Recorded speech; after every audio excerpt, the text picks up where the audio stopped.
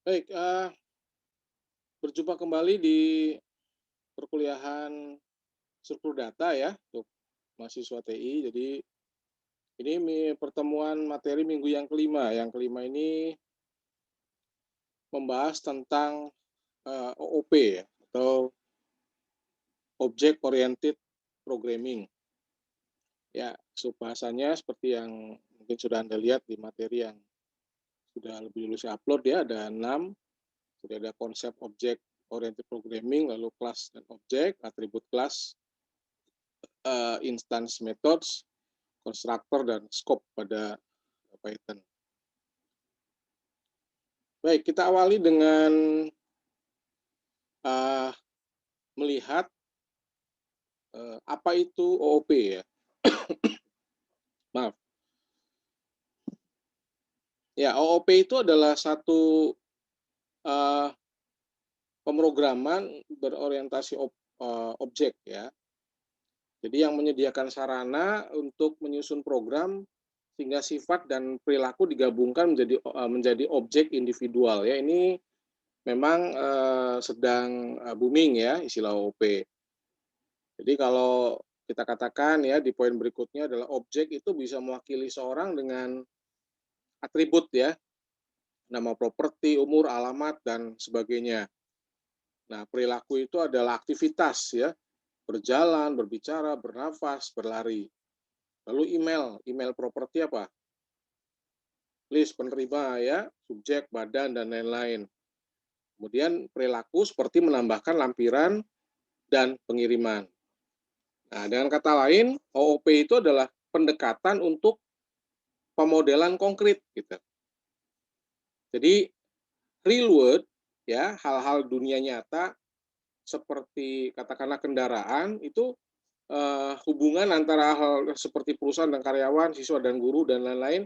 Nah, itu dibuat senyata mungkin gitu ya. Nah, model OOP jadi kalau nanti di semester depan ya, Anda akan belajar tentang apa namanya, basis data gitu ya. Basis data itu bicara tentang entitas, entity.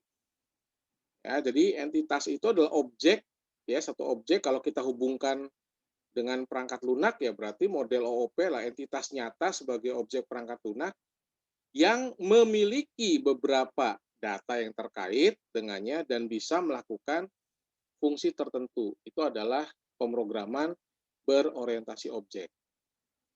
Jadi aplikasi yang dibuat itu berhubungan dengan objek yang memang menjadi pusat prosesnya. Jadi kalau kita bicara tentang bikin aplikasi untuk penilaian kinerja karyawan, nah, gitu ya, berarti objeknya karyawan, gitu kan? Aplikasi untuk mengukur kepuasan pelanggan, nah gitu ya, kepuasan pelanggan terhadap satu produk, berarti apa? Penilaian pelanggannya, kemudian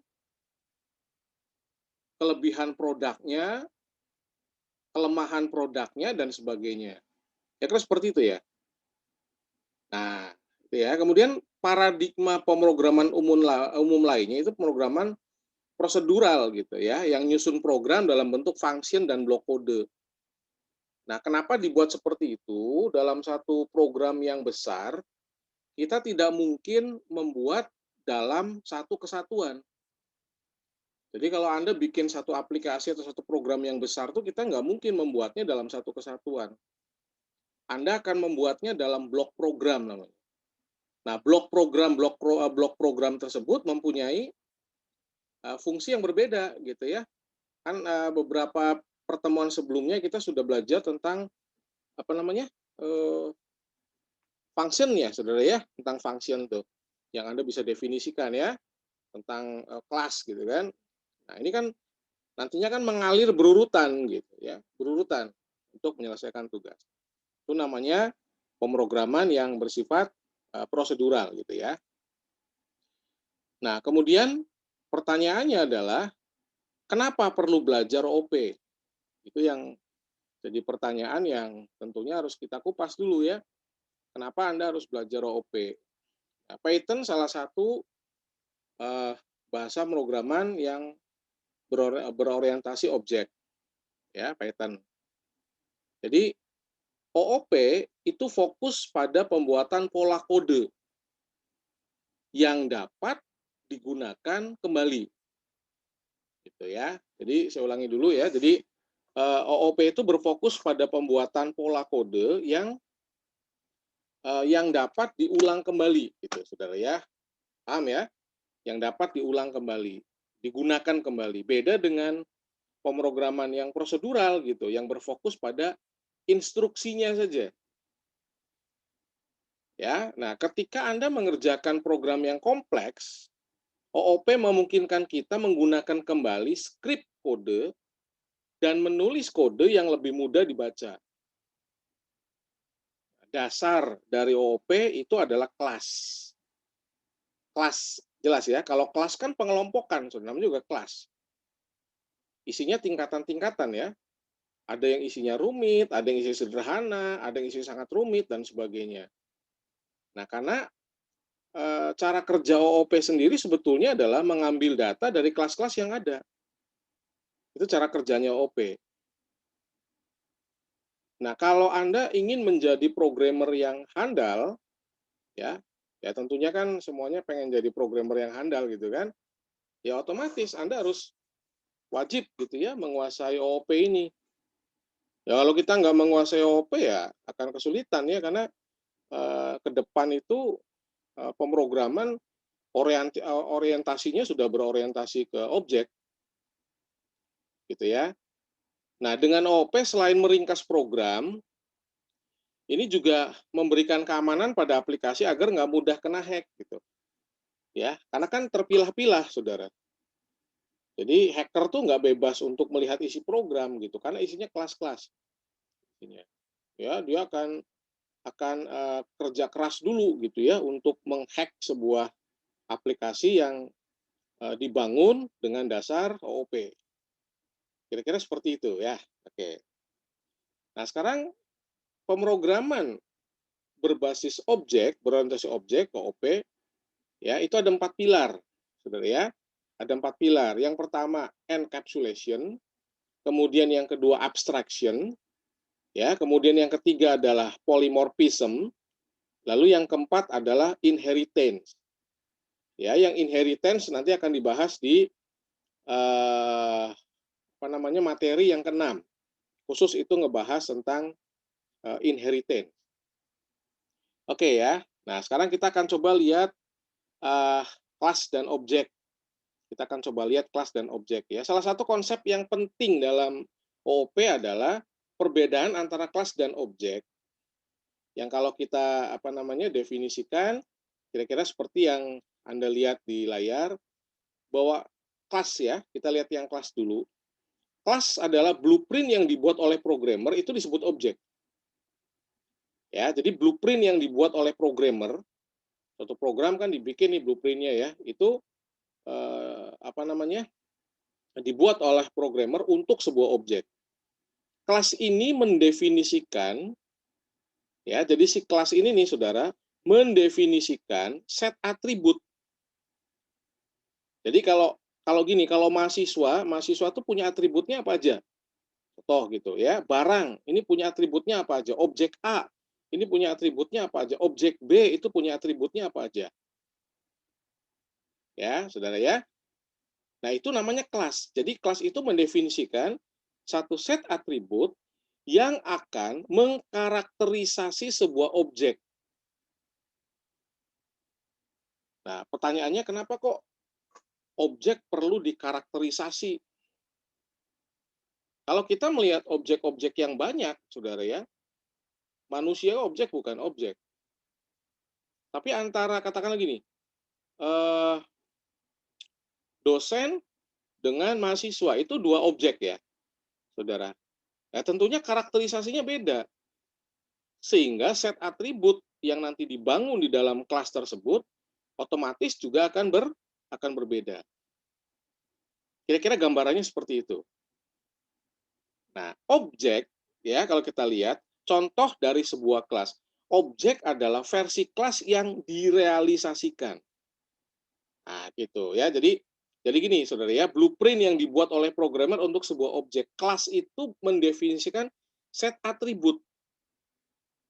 Setelah set atributnya itu didefinisikan, ya, menghasilkan sebuah karakter, itulah yang namanya objek. Jelas ya, Saudara ya? Karena kalau kelas itu tidak direalisasikan, dia nggak bisa disebut sebagai sebuah objek. Nah, di mana nanti kelas ini akan dimanifestasikan ke dalam sebuah program. Dipakai nanti di program. Si kelas ini nih, Saudara. Itu kira-kira kelas dan objek. Paham ya? Nah, silakan nanti kalau memang Anda belum paham, ya silakan baca referensi-referensi yang lain. Ya cukup banyak referensinya nih. Ya, cukup banyak referensi. Jadi nggak usah takut kekurangan referensi tentang apa namanya kelas dan objek ya. Oke, sekarang kita akan coba lihat berikutnya ya, Saudara ya. Ini istilah di dalam OOP ya. Istilah dalam OOP ini tinggal dibaca aja ya.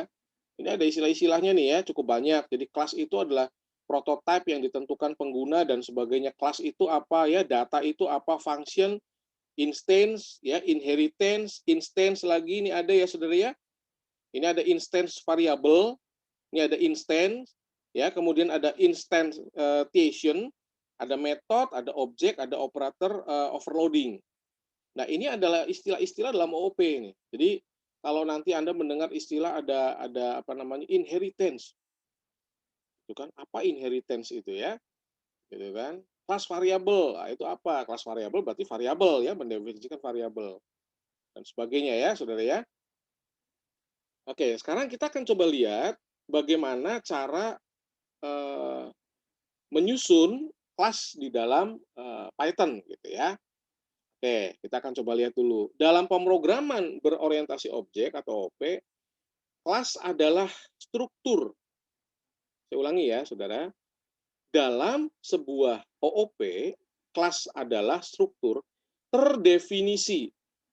Kalau struktur terdefinisi, berarti strukturnya harus ditulis lebih dulu. Namanya juga terdefinisi. Ya, sesuatu yang dibuat lebih dulu, yang disiapkan lebih dulu itu terdefinisi. Ingat lagi Anda belajar algoritma, kita udah masuk ke dalam apa namanya record, masih ingat ya Saudara ya? Masuk ke dalam record, maka Anda harus menyiapkan, kan ada variabel record namanya. Nah, variabel record dalam algoritma itu kalau dibuat di dalam OOP itu adalah kelas. Ya, isinya terdiri dari fungsi dan variabel. Jadi jelas bisa ada fungsinya di sana dan tentunya juga ada variabel. Nah, variabel apa saja yang nantinya harus Anda siapkan? Ya, itu harus apa namanya dipikirkan matang-matang tuh Saudara ya di dalam Anda membuat atau mendeklarasikan sebuah kelas gitu ya. Istilahnya kan mendeklarasi ya, gitu ya. Deklarasi. Oke ya. Nah, kemudian secara garis besar ini ada dua bagian utama ya. Nanti kalau contoh-contohnya sih silakan dicoba ya. Contoh-contohnya saya nggak panjang lebarkan penjelasannya, dicoba dulu. Nanti dari hasil-hasil yang Anda sudah coba, dilihat hasilnya, kemudian resumenya dibuat ya, resumenya dibuat gitu. Jadi bikin catatan-catatan dari contoh-contoh yang nanti Anda sudah coba ya. Nah, ini saya menjelaskan apa namanya, menjelaskan dasarnya saja. Nanti berikutnya silakan Anda coba sendiri ya. Jadi gini, secara garis besar ada dua bagian utama pada sebuah kelas. Yang pertama yaitu ada class declaration dan class body. Jelas ya? Jadi ada class declaration dan class body. Sama kayak algoritma ya, Saudara ya. Algoritma kan ada bagian apa? Setelah judul tuh kita menyiapkan variabel, terus mendefinisikan, terus deklarasi dulu, kemudian deskripsi gitu ya. Nah, ini hampir sama sebetulnya. Ya, jadi class declaration tuh kita mendefinisikan nama kelasnya apa. Ya, kita definisikan tuh nama kelasnya apa gitu. Sedangkan kelas body itu mendeklarasikan apa? Variabel, konstruktornya kan prosesnya dan fungsinya. Objek itu adalah instansiasi dari sebuah kelas. Gitu. Ya, jadi objek nantinya dia. Nah, statement kelas digunakan untuk bikin definisi kelas baru. Nama kelasnya akan mengikuti kelas dan diikuti oleh titik 2. Ini cara untuk mendefinisikan sebuah kelasnya, saudara ya. Jadi kalau Anda lihat di sini ada kelas, kemudian apa? Kelas name titik 2 gitu ya. Kemudian ada ini opsional untuk dokumentasi kelas. Ya. Oke ya. Jadi intinya ini, kelas adalah kelas name. Nah, ini opsional ya. Ini opsional saja. Contoh. Ya, contoh. Kelas my class. Nah, ya. Kelas my class. Ini kita bikin kelas nih, Saudara. Jelas ya? Ini contoh yang sederhana gitu kan. Nah, contoh ya. Nah, ini contoh satu. Dicoba, ini tinggal nyoba aja ya. Tinggal nyoba aja. Ini kan nanti ada printnya tuh, Saudara. Kelas my class. Udah ya? Kemudian di dalamnya ada dua ya, Saudara ya. Dalamnya ada dua. Ada apa aja nih? Ini kan di dalamnya ada apa? Ada string, ada function ya. Nah, Anda lihat di sini. Ini stringnya. Contoh satu. Contoh satu balik lagi ya. Ini stringnya, kemudian mendefinisikan function namanya self. Ya, isinya adalah nyetak tulisan pesan ini dari dalam kelas. Ya, kemudian ada my object sama dengan my class. Ini yang namanya bahwa objek adalah instansiasi dari sebuah kelas. My object sama dengan my class. Kemudian Anda akses objeknya. Tinggal tulis my object titik hello. Kenapa? Karena kelasnya di dalam my class ini ada printnya, namanya hello.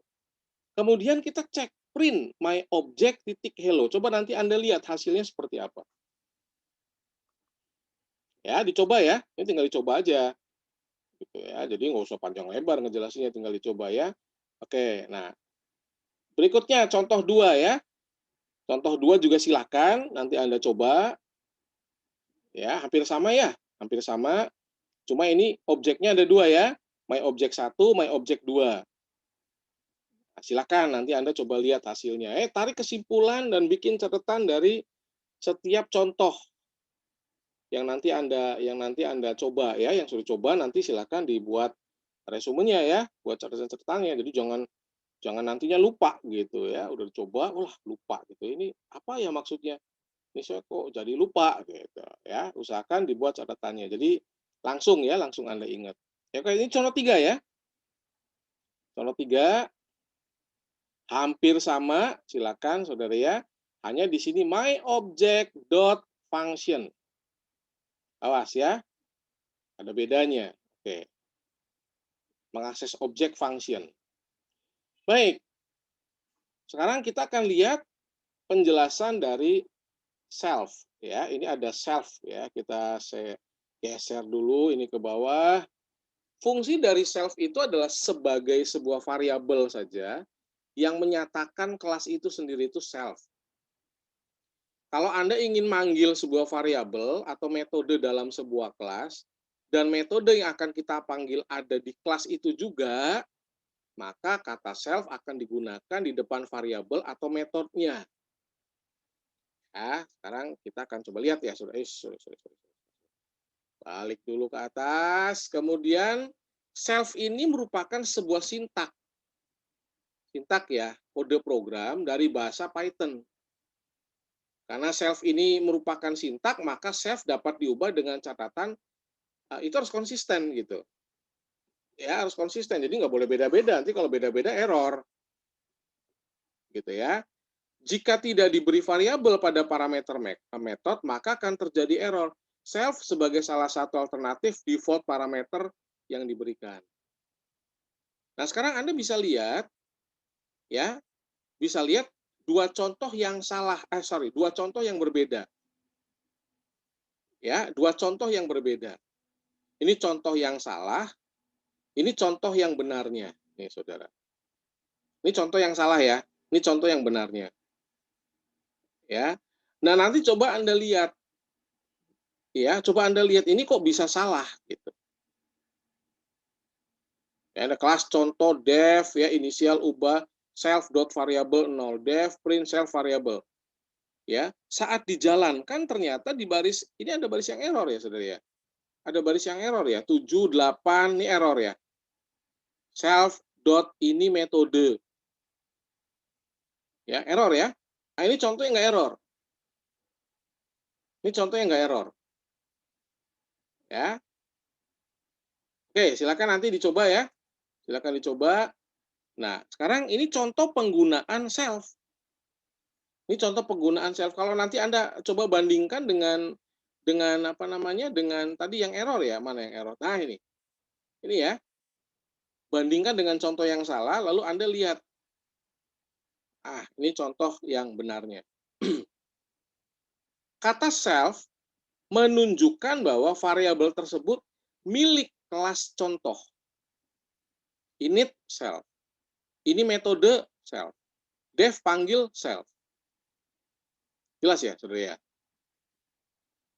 Oke? Nah, bedakan dengan yang ini. Ya. Jelas ya? Ini ubah ya. Salah ya sini ya? Oke. Jadi silakan nanti Anda bisa lihat gitu. Udah? Oke, ya. Ini contohnya ya. Ya, beberapa ada contoh, silakan nanti tinggal coba saja. Contoh tidak menggunakan self, ya. Kemudian contoh tidak menggunakan self, ada kelas ya, dan sebagainya. Silakan dicoba saja. Pokoknya ini semua yang ada di dalam tampilan ini silakan nanti Anda coba ya. Silakan nanti dicoba saja nih.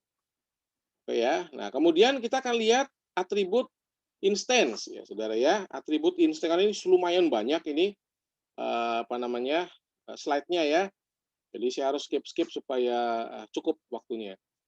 Nah, semua kelas membuat objek dan semua objek mengandung karakteristik ya yang disebut atribut. Ya, tadi ya sudah kita bahas di awal. Nah, gunakan underscore init underscore kurung buku metode untuk menginisialisasi, misalnya tentukan ya atribut awalnya dengan memberi mereka nilai default 0 misalkan. Nah, metode ini setidaknya harus punya satu argumen dan juga self variable yang ngacu pada objek sendiri. Ini contoh ya, ini ada kelas ikan. Def inisial self nama jenis. Self nama sama dengan ikan cupang. Self jenis sama dengan red half moon. Gitu ya. Ya kalau Anda bikin self untuk nama karyawan gitu ya. Nah, bisa nggak? Bisa gitu ya. Ini kan argumen dan juga self variable ya. Harus punya kan, ini makanya ada self variable. Jelas ya? Nah, ini penjelasan dari atribut instance tadi.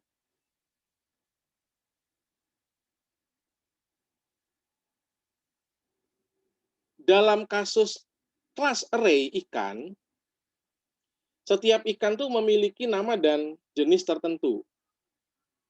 Ya. Jadi kalau kita lihat kan kelas tuh hanya mendefinisikan ikan, sebenarnya nggak menciptakan contoh individu ikan dengan nama jenis tertentu, cuma definisinya aja. Ya, demikian pula self variable. Ini merupakan instance dari kelas. Ya. Nah, karena contoh kelas punya nilai yang berbeda, kita dapat menyatakan ikan, nama daripada self, dot nama, dan sebagainya. Ya, kira-kira seperti itu. Ya.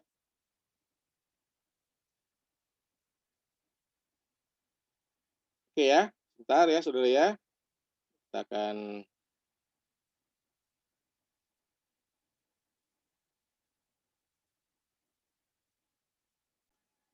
baik, kita lanjutkan kembali ya.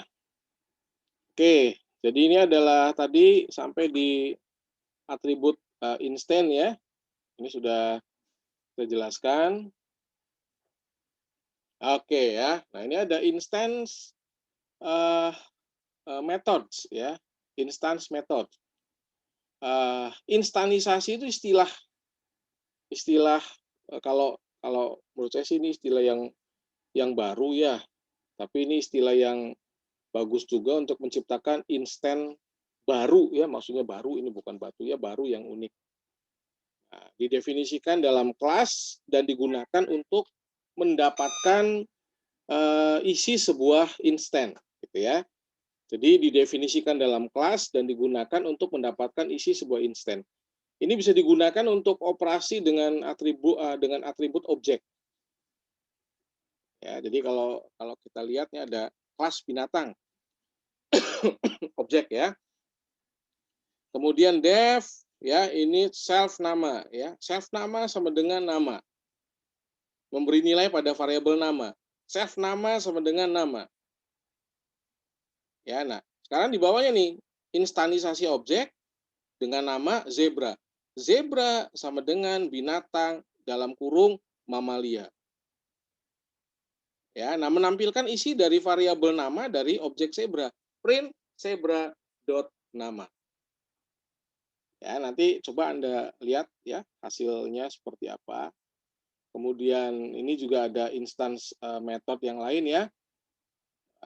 Silakan ya, silakan nanti coba dilihat hasilnya seperti apa. Karena kalau nggak dicoba ya nanti nggak tahu ya hasilnya seperti apa. Dicoba ya, ini Anda nggak bisa kopas nih. Kali coba aja. Ini karena screenshot saya ini, jadi Anda bisa ketik ulang ya, kelas binatang objek ya, self nama jenis kelamin gitu ya. Ini ada variabel self namanya sama dengan nama, jenis kelamin ini variabel ya, kemudian instansasi adalah binatang, mamalia, jantan. Menampilkan isi ya, print zebra dot nama, print zebra dot jenis kelamin gitu ya. Ini ayam, binatang dan sebagainya lah gitu ya.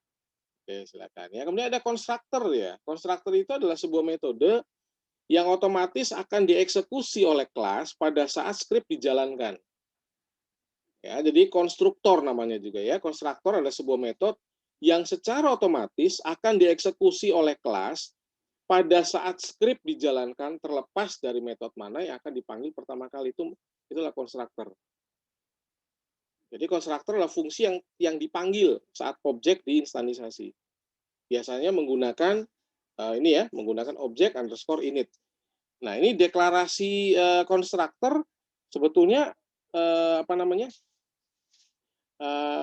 terlihat pada sebuah struktur ini ya. Jadi ada kelas, ya animal object, def, init, nih self, kalau ada pass. Nah, kalau Anda lihat ya, kalau Anda lihat contoh ya, ini kelas mobil ya, ini self, self, self. Ya, ini adalah metode konstruktor, mobil bergerak maju, mobil berhenti. Kemudian kita bikin definisi untuk fungsinya ya, Avanza sama dengan mobil, Avanza dot maju, Avanza dot berhenti, main.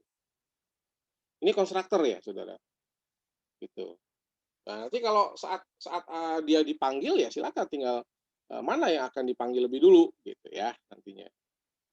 Baik, kemudian ini membuat kelas ya. Jadi kalau nanti Anda bikin apa namanya, bikin kelas yang sederhana dengan isinya metode konstruktor ya. Nah, ini bisa dibuat gitu ya. Oke, kelas mobil merupakan kelas sebenarnya nggak harus sama dengan nama modul. Ya, init merupakan konstruktor, fungsi yang pertama kali diaktifkan. Self merupakan skrip yang melambangkan kelas. Saat kelas tersebut tidak ada fungsi main, ya, atau fungsi untuk menampilkan output. Kelas yang dibuat di atas, contoh tadi, hanya berisi metode-metode yang dibutuhkan yang nantinya dipanggil di kelas lain. Gitu ya. Nah, bisa dibilang dalam bikin kelas yang dibuat di atas adalah cetakannya. Jadi kalau nanti Anda lihat ya, ini secara lengkapnya ya kira-kira seperti ini ya. Kita bikin deklarasi ya, variabelnya judul, pengarang, penerbit ya. Ini ada kelas buku ya, deklar variabel. Membuat konstruktornya dilihat, menampilkan outputnya seperti ini. Saudara ya, self.judul, self.pengarang, self.penerbit dan sebagainya. Gitu. Ya, silakan nanti silakan nanti dicoba gitu ya. Oke. Ini contoh yang lumayan lengkap.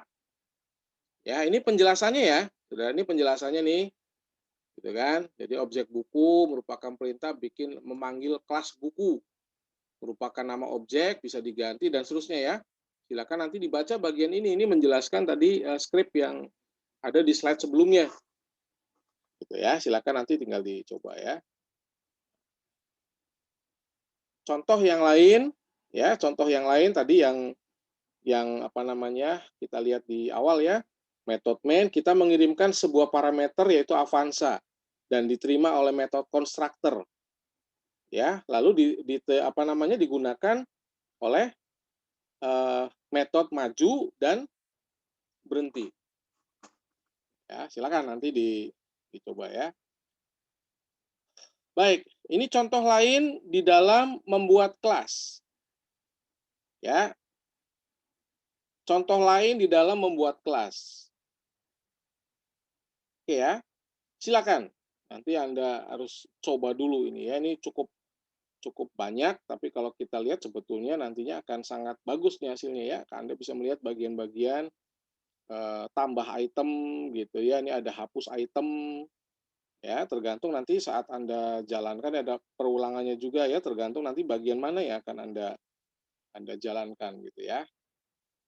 Baik ya, kemudian ada scope ya. Scope itu kan ruang lingkup ya. Jadi ruang lingkup variabel di mana konteks variabel dapat diakses oleh program. Ya, hal ini mungkin apa namanya agak mengejutkan untuk tahu bahwa nggak semua variabel dapat diakses ke semua bagian dari program Python. Scope membolehkan proteksi data dengan mengizinkan kita sebagai programmer untuk mengkontrol bagian mana saja yang dapat diakses. Tanpa scope, setiap bagian dari program akan dapat mengakses semua data. Ya, tentunya kan ini menjadi masalah yang besar, saudara ya. Kalau semua apa namanya, setiap bagian dari program dapat mengakses semua data ya, sangat-sangat berbahaya. Ya. Ini ya, contoh ada contohnya di bawah, silakan nanti dicoba. Kemudian ada fungsi properti ya. Kalau fungsi properti sih sebetulnya hanya untuk mendapatkan nilai dari atribut saja. Ya, silakan nanti dibaca ya untuk mengembalikan atribut properti dari sebuah objek. Ya, silakan nanti. Ya. Ini contoh penggunaan properti ya. Ada fungsi propertinya di situ. Ya, silakan dicoba. Oke. Sudah sampai di bagian akhir ya. Jadi silakan nanti contoh-contoh yang harus Anda coba, silakan dicoba ya. Saya ingin supaya setiap bagian yang Anda coba dibuat catatannya supaya nanti terjadi kesinambungan ya antara apa yang sudah saya sampaikan dengan contoh-contoh yang ada dan Anda coba nanti catatannya silakan di resumenya dibuat gitu ya. Baik ya, saya cukupkan untuk penjelasan di materi minggu yang kelima tentang OOP ya, silakan dipelajari ya. Akhir kata saya ucapkan wassalamualaikum warahmatullahi wabarakatuh.